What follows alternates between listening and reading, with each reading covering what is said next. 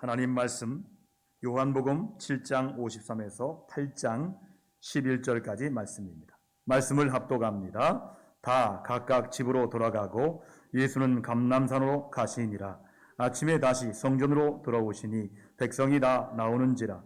앉으사 그들을 가르치더니 서기관들과 바리새인들이 음행 중에 잡힌 여자들을 끌고 와서 가운데 세우고 예수께 말하되 선생이여 이 여자가 간음하다가 현장에서 잡혔나이다. 모세는 율법에 이러한 여자를 돌로 치라 명하였거니와 선생은 어떻게 말씀하겠나이까. 그들이 이렇게 말하면 고발한 조건을 얻고자 하여 예수를 시험함이로라. 예수께서 몸을 굽히사 손가락으로 땅에 쓰시니 그들이 묻기를 마지 아니하는지라. 이에 일어나 이르시되 너희 중에 죄 없는 자가 먼저 돌로 치라 하시고 다시 몸을 굽혀 손가락으로 땅에 쓰시니 그들이 이 말씀을 듣고 양심의 가책을 느껴 어른으로 시작하여 젊은이까지 하나씩 나가고 오직 예수와 그 가운데 섰는 여자만 남았더라. 예수께서 일어나사 여자 외에 아무도 없는 것을 보시고 이르시되 여자여 너를 고발하던 그들이 어디 있느냐?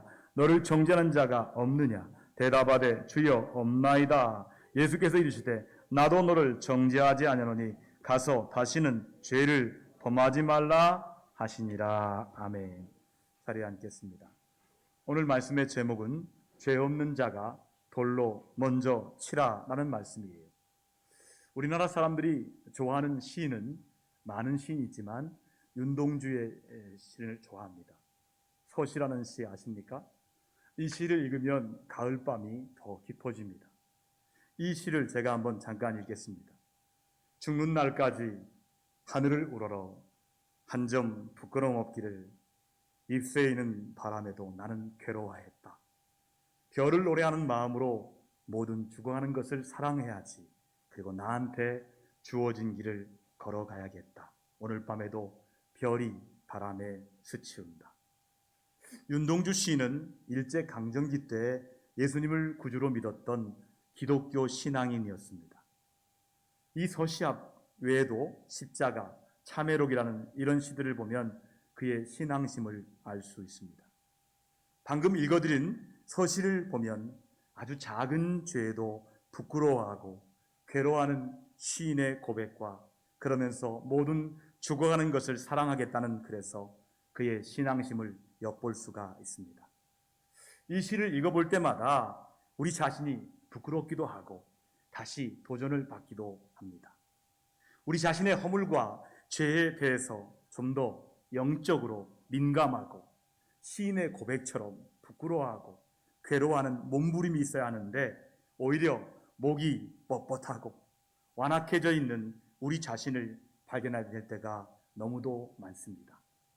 오늘 본문 말씀에 보니까 자신의 부끄러운 모습은 생각하지 않고 다른 사람을 정죄하는 사람들의 이야기가 나옵니다.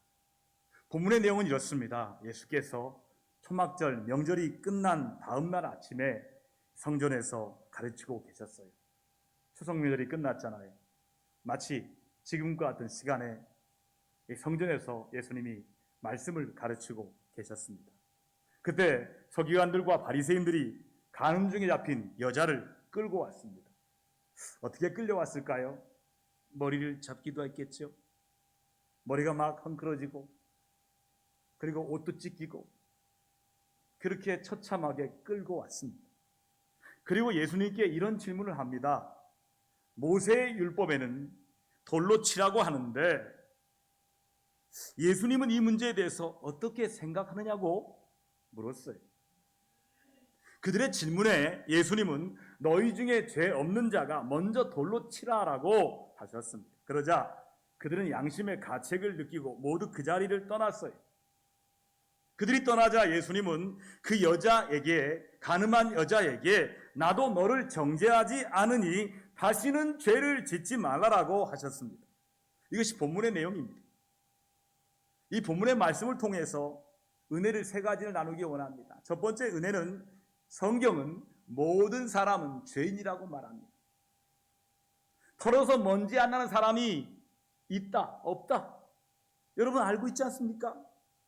털어서 먼지 나는 사람 다 사람이에요. 털어서 먼지 안 난 사람 없다. 이게 속담이에요. 사람은 누구나 다 허물을 가지고 있다는 말이지요. 아무리 성자처럼 보이고 사람들로부터 존경을 받는 사람이라 할지라도 모든 사람은 결점이 있고 허물을 가지고 있습니다. 본문에 보면 서기관과 바리새인들이 가늠하다 현장에 잡힌 여자를 예수님 앞으로 끌고 데려왔습니다.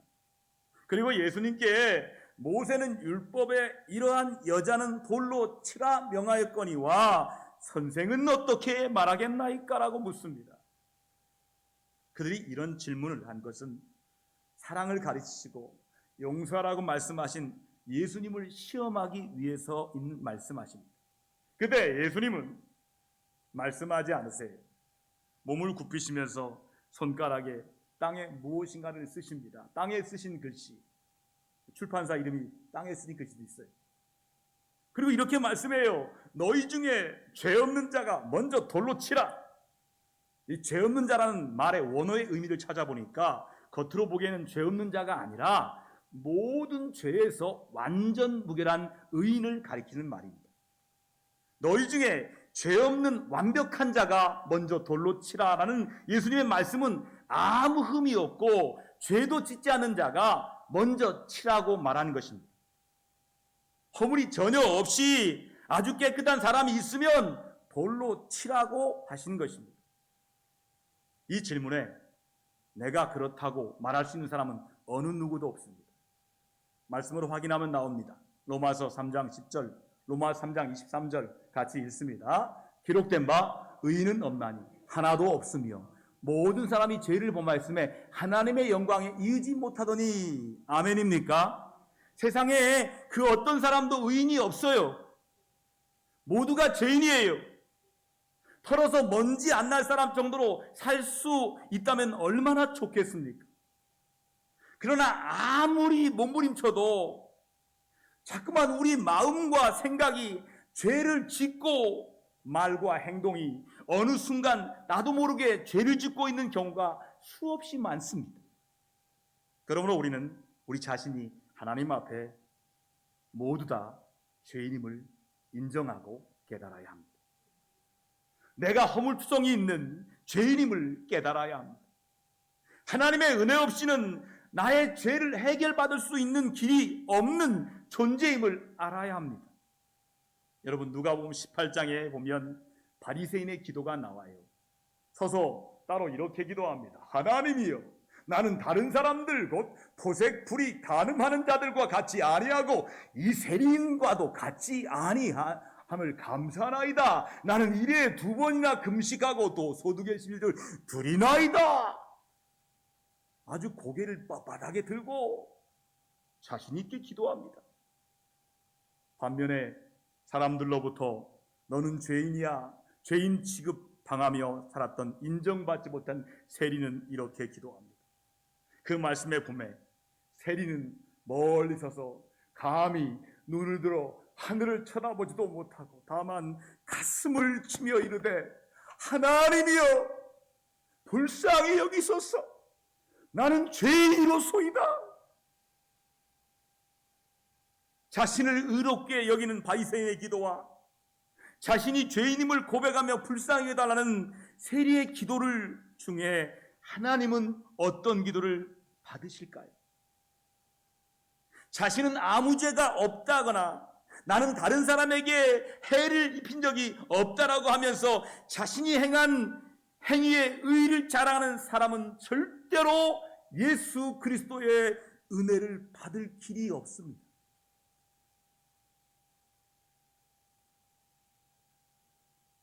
철저하게 내가 죄인임을 알고 하나님 앞에 정직하게 고백하는 자만이 하나님의 은혜를 입을 수 있습니다.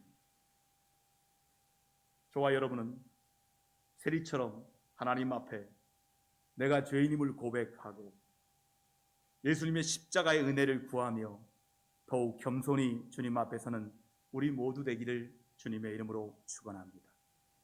둘째, 그러므로 죄인인 우리는 다른 사람을 정죄할 수 없습니다. 죄송합니다. 속담이니까요. 이해해 주세요.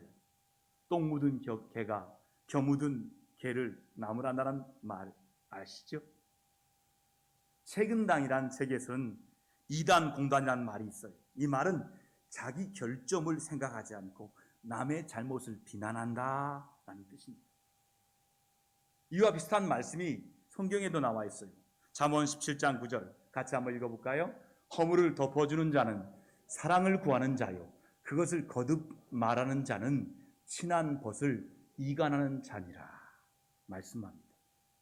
다른 사람의 결점이나 허물을 콕 집어 말하지 말라는 말씀이죠. 주님의 사랑으로 대하라는 말씀이에요.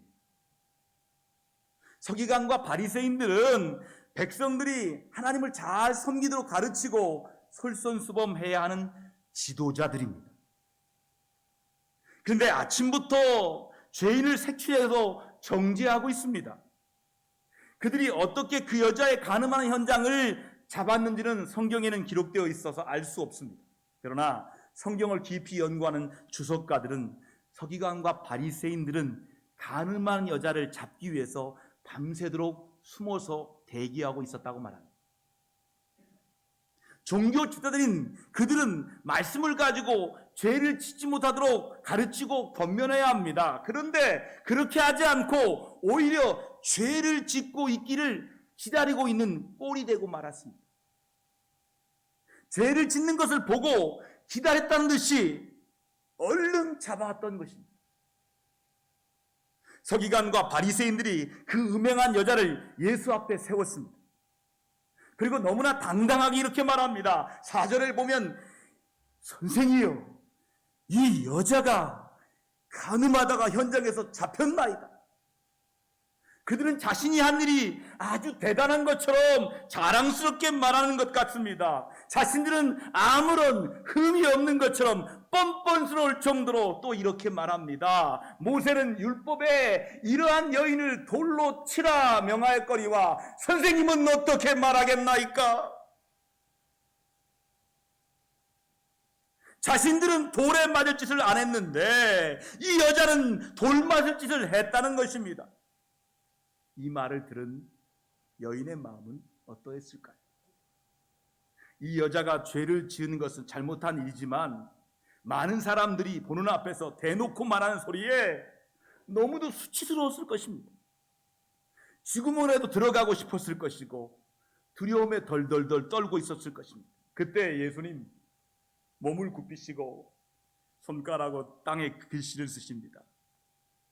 그리고 정죄하는 그들에게 이렇게 말씀하시죠.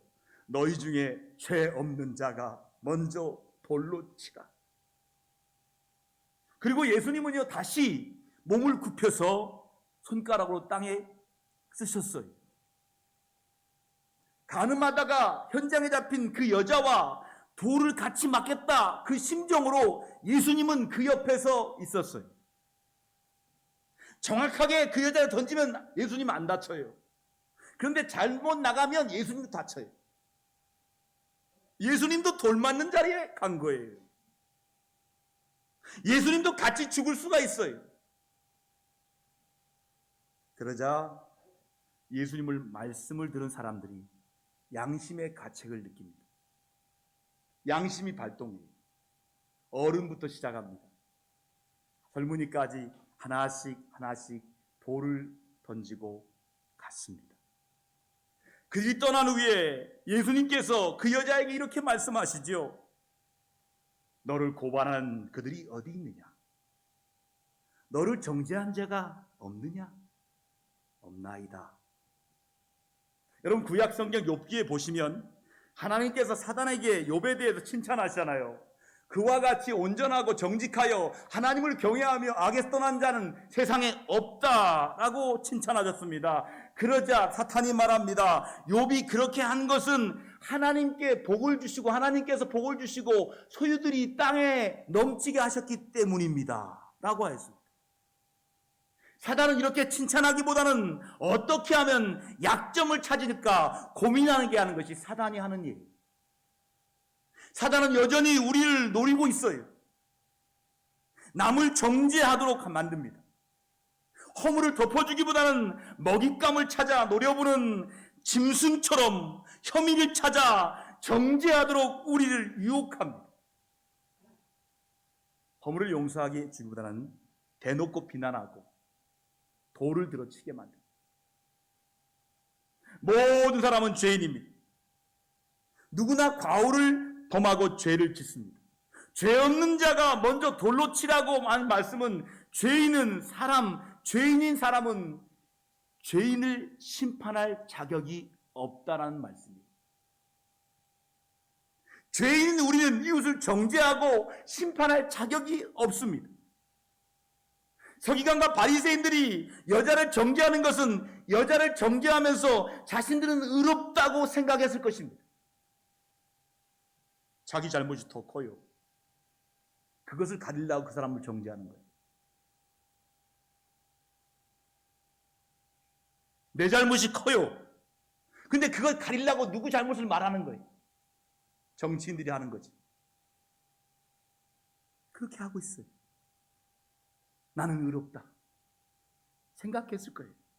마치 자신들에게는 아무런 죄가 없다는 듯이 예수님 앞으로 여자를 끌고 왔을 것입니다. 로마서 2장 1절 이런 말씀이 있어요. 같이 함께 합니다. 그러므로 남을 판단하는 사람아, 누구를 막론하고 내가 핑계하지 못할 것은 남을 판단하는 것으로 내가 너를 정죄함이 판단하는 내가 같은 일을 행합니다. 다른 사람을 판단하고 정죄하는 권한이 우리에게는 조금도 없습니다. 오직 전능한 하나님만이 정죄하고 심판할 권한이 있으십니다. 우리는 다만 심판이 되시는 하나님께 맡길 뿐입니다. 하나님께 맡기는 거예요. 하나님, 원수를 맡겨드립니다. 하나님이 하십시오. 그리고 우리가 할 일이 뭘까요? 우리가 할 일이 뭘까요? 오늘 주님은 말씀하셔요. 정죄가 아니라 용서하라고 말씀하십니다.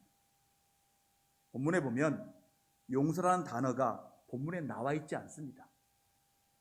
그러나 본문의 말씀의 전체의 주제가 뭐예요? 성경의 주제가 나옵니다. 음행 중에 잡혀온 여자가 용서받다. 이게 기록되어 있어요. 본문의 주제, 즉 핵심은 용서입니다. 레위기 20장 10절에 이런 말씀이 있어요. 누구든지 남의 아내와 간음하는 자, 곧 그의 이웃의 아내와 간음하는 자는 그 간부와 음부를 반드시 죽일지니라. 엄중하게 말씀하십니다. 이 말씀을 근거해 본다면 간음한 여자를 잡아온 서기관과 바리새인들이 취한 행동은 율법을 지키려고 하는 것입니다. 율법대로 한 것이기에 돌로 쳐 죽여도 당연히 죄가 없는 것입니다. 죄가 되지 않아요. 말씀대로 했으니까. 그러한 생각을 가지고 있던 그들은 예수님께 물어보잖아요. 모세는 율법에 이러한 여자를 돌로 치라 명하였거니와 선생은 어떻게 말하겠나이까? 라고 물었던 것입니다. 난처한 질문이죠. 그 난처한 질문, 이러지도 못하고 저러지도 못한 예수님께서 너희 중에 죄 없는 완벽한 자가 있으면 먼저 돌로 치라 하셨을 때 예수님 말씀을 듣고 양심의 가책을 느낀 사람들이 모두 떠나갔습니다. 그러자 그 여자에게 너를 정죄하는 자가 없느냐 물으시고 나도 너를 정죄하지 아니하노니 가서 다시는 죄를 범하지 말라 말씀하십니다.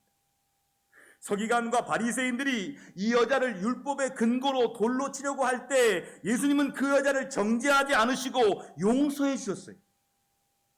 예수님은 채찍을 들으신 것이 아니라 용서입니다. 서기관과 바리새인들의 말은 율법에 근거한 것으로 틀린 것이 아닙니다. 그러나 그들은 율법을 지키는 데만 급급하고 율법의 근본 정신을 깨닫지 못했어요. 왜 하나님께서 모세를 통하여 율법을 주셨습니까? 왜 주셨습니까? 왜 이런 율법을 주셨습니까? 사람을 정죄하기 위해서입니까? 죄인을 찾아 벌을 주시려고 율법을 주신 것입니까? 그렇지 않습니다. 죄를 짓지 않도록 하기 위해서요.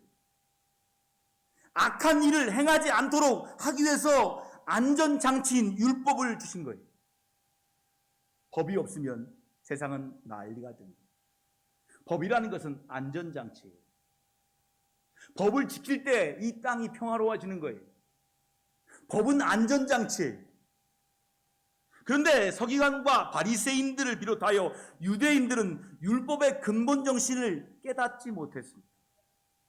그렇기 때문에 용서가 아닌 돌로 치려고만 했던 것입니다.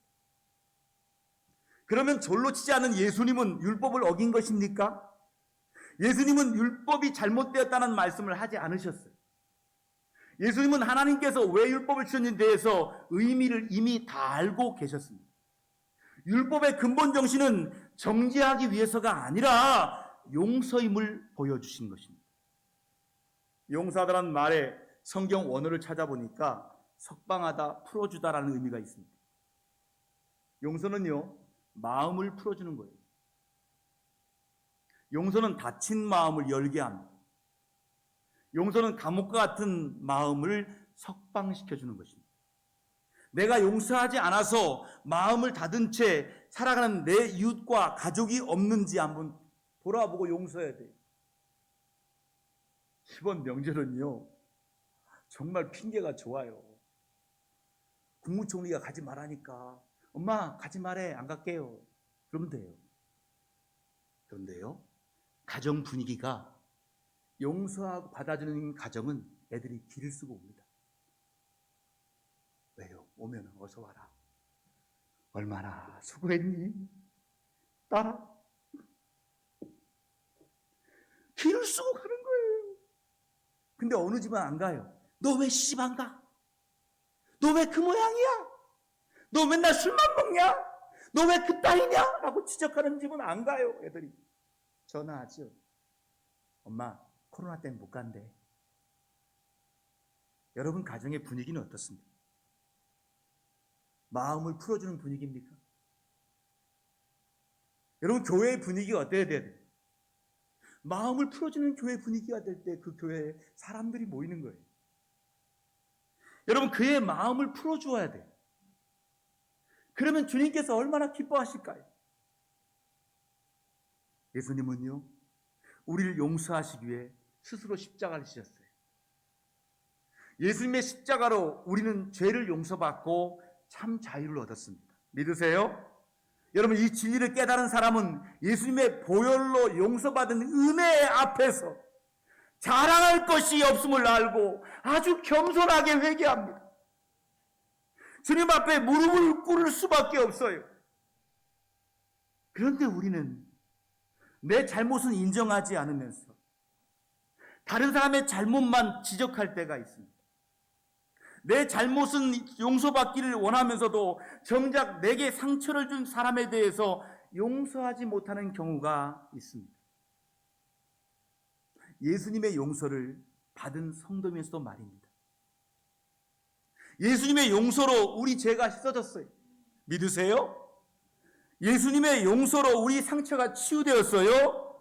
그런데 우리는 나에게 잘못한 사람에 대해서 용서하고 있습니까? 이 문제를 해결하지 못했다면 이 시간 진실로 회개하고 용서하시기를 간절히 축원합니다. 용서할 수 있는 힘이 없다면 없다고 말하세요. 하나님, 나 용서할 수 있는 힘이 없어요. 용서할 수 있는 성령의 능력을 주세요. 저는 정호승이라는 시인을 참 좋아합니다. 이 시인이 좋아하는 시가 윤동주 시인이에요. 윤동주 시집을 든 가방을 두고 난 시가 있어요. 서두에서 말씀드린 윤동주 시인의 시를 잘 알고 있었던 정호승 시인은 자신의 죄에 대해서 부끄러워하고 괴로워하며 사랑을 이야기했던 윤동주 시인을 생각하면서 자신의 부족함과 허물을 시로 표현하고 있는 시라고 볼 수 있습니다. 방송실 준비됐나요? 제가 읽을까요? 안 됐습니까? 제가 읽겠습니다. 윤동주 시집이 든 가방을 들고 나는 왜 아침에 출근길에 구두에 질펀하게 오줌을 싸놓은 강아지도 한 마리 용서하지 못하는가? 윤동주 시집이 든 가방을 들고 구두를 신는 순간 새로 갈아시는 신의 양말에 축축하게 강아지의 오줌이 스며들 때 나는 왜 강아지를 향하여 개새끼라고 소리치지 않고는 견디지 못하는가? 개나 사람이나 풀잎이나 생명의 무게는 다 똑같은 것이라고 산에 개를 데리고 왔다고 시비를 거는 사내와 멱살잡이까지 했던 내가 왜 강아지를 향해 구두를 내던지지 않고는 견디지 못하는가? 세상에서 가장 어려운 일은 사람의 마음을 얻는 일이라는데 나는 강아지 한 마리의 마음도 얻지 못하고 어떻게 사람의 마음을 얻을 수 있을까? 진실로 사랑하기를 원한다면 용서하는 법을 배워야 한다고 윤동주 시인은 늘 내게 말씀하시는데 나는 밥만 많이 먹고 강아지도 용서하지 못하면서 어떻게 인생의 순례자가 될 수 있을까? 강아지는 이미 의자 밑으로 들어가 보이지 않는다. 오늘도 강아지가 먼저 나를 용서할까 두려워라. 강아지도 한 마리 용서하지 못하는 자신을 바라보면서 강아지가 먼저 용서할까 두려워하는 시인의 고백처럼 용서받은 성도인 우리가 먼저 내 가족과 형제와 이웃을 용서하지 못한다면 나의 죄를 용서하신 주님 앞에 얼마나 부끄러운 일이겠습니까? 저와 여러분은 나를 용서하신 주님의 은혜에 감사하며 다른 사람의 허물을 지적하기보다는 나 자신의 더 큰 죄를 돌아보며 주님의 사랑으로 내 이웃을 용서하며 살아가는 우리 모두가 되시기를 원합니다. 이번 명절에 가족을 코로나 인해 제대로 만나지 못했지만 전화로라도 통화했을 것입니다. 제가 아는 분이 이런 말을 하는 것을 전화로 들었어요. 목사님, 제가 은혜 받고 보니까 아들을 보니까요, 아들은 내가 만든 작품이었어요. 내가 만든 괴물이었다라고 합니다. 아들을 향해 수없는 정죄의 돌을 던지면서 만든 괴물이 되었다라고 고백하였습니다.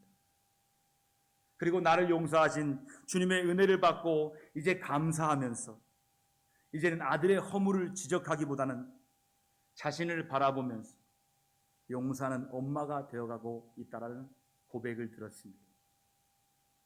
여러분, 절대로 사람은 지적한다고 변화되는 것이 아니라는 것입니다. 나를 용서하신 주님처럼 용서하고 사랑으로 받아들일 때 나도 변화되고 가족과 이웃도 변화되는 삶을 살아가시기를 간절히 축원합니다. 기도드리겠습니다.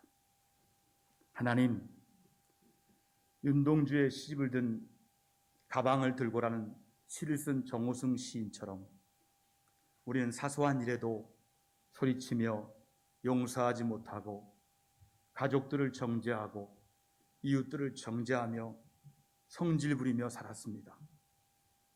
하나님, 용서해 주십시오. 용서받은 성도는 정죄하지 않고 용서하는 삶을 사는 것이라고 말씀하셨건만 수없이 용서받으며 용서할 줄 모르는 사람을 살았던 우리의 죄를 이 시간 고백합니다. 용서하는 교회, 용서하는 가정은 사람들이 오지 말하게도 옵니다. 우리 교회가, 우리 가정이 용서하는 교회, 품어주는 교회 되어서 돌아간 자녀들이, 떠났던 자녀들이, 사람들이 돌아오는 은혜가 열리게 하여 주시옵소서. 예수님의 이름으로 간절히 기도드리옵나이다. 아멘.